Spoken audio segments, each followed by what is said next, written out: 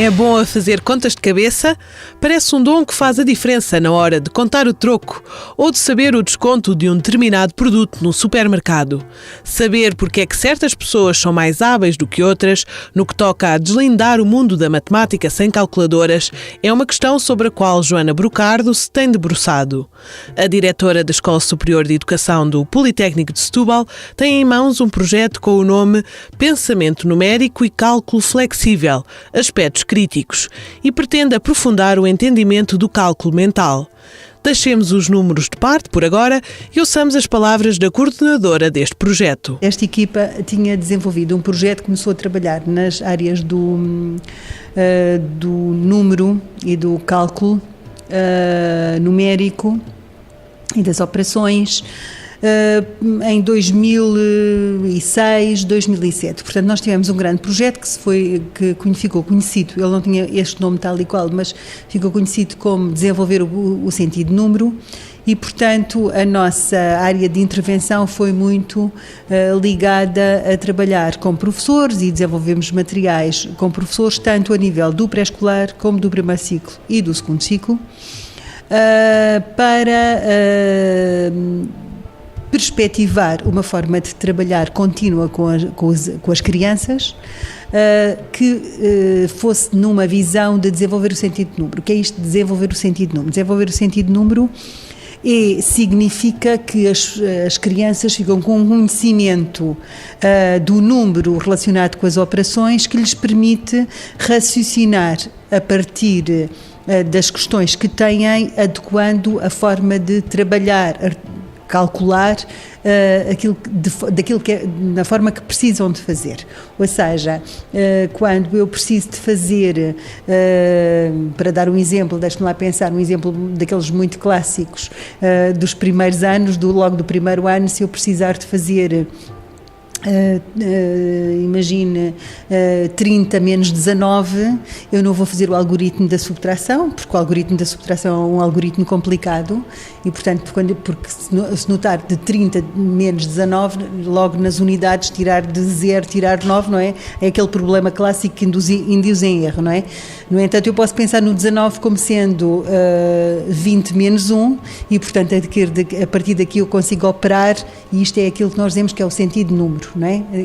Eu consigo manipular os números com sentido, articulando aquilo que eu preciso de saber por um lado e de calcular por outro. Portanto, isto foi um projeto que está concluído, teve muita divulgação, tanto a nível nacional como internacional, e nós decidimos mais recentemente trabalhar numa vertente porque na sequência do trabalho que realizamos, aquilo que nós verificamos é que, apesar de tudo, as características da flexibilidade, ou seja, uma criança tende a, se conhece, sabe um método, aprende um método que pensa que é correto para fazer determinado tipo de problema, para resolver um problema, uma situação, enfim, aquilo que o professor lhe propõe,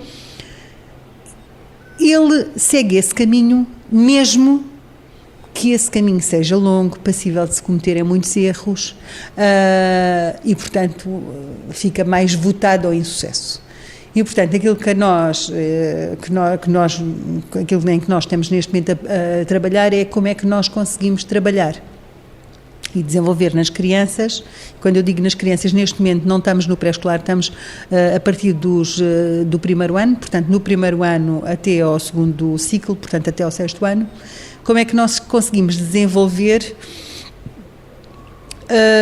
um pensamento flexível a nível para manipular os números e as operações de acordo com as situações.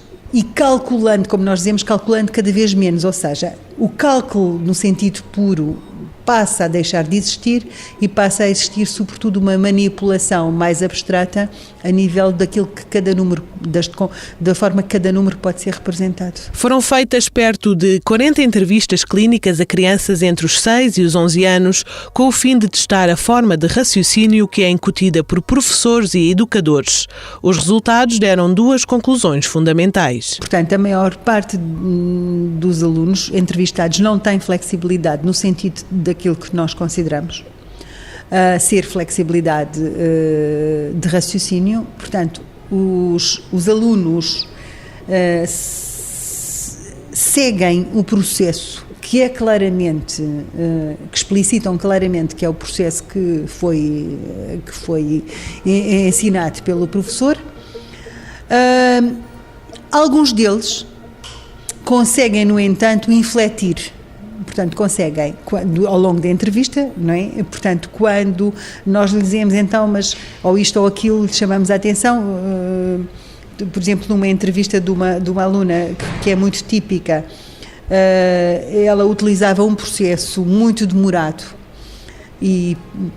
mas sabia utilizar lindamente, só que, e isso está provado completamente na literatura, esses processos longos, depois os miúdos incorrem em erros, não é?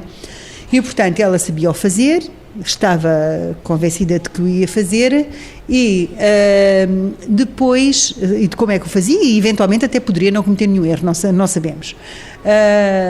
Mas quando é interrogada para mudar, ela não se importa, aceita mudar e consegue fazer de uma outra forma. Outros miúdos, claramente, continuam a persistir no processo, seja ele portanto, a forma como eles veem as tarefas são eu sei que se pode fazer assim, esta forma de fazer permite-me. E então, permite-me fazer e, portanto, eu faço assim, independentemente de ser a mais expedita ou a mais... E, portanto, isso foi uma das conclusões. Há basicamente esses miúdos e, claro, há os outros que nem os processos, naturalmente os processos ensinados pelo professor, nem esses eles dominam. Outra coisa que nós também verificámos é que existe uma tendência grande nas crianças de não manipular representações auxiliares para pensar. Portanto, entre o enunciado em papel que nós lhe dávamos e o que eles escreviam, eles tendem a escrever só formalmente. Não fazem um esquema, um boneco, não manipulam os esquemas que nós tínhamos e os suportes que nós tínhamos para fazerem saltos, para fazer, havia, por exemplo, que tinha a ver com uma coisa, com o relógio, os percursos que várias pessoas faziam ao fim de uma hora, ao fim de quem é que chegava mais depressa, aquele tipo de situações. Havia lá no enunciado estava um relógio, ninguém dava saltos no relógio, ninguém manipulava, está a ver?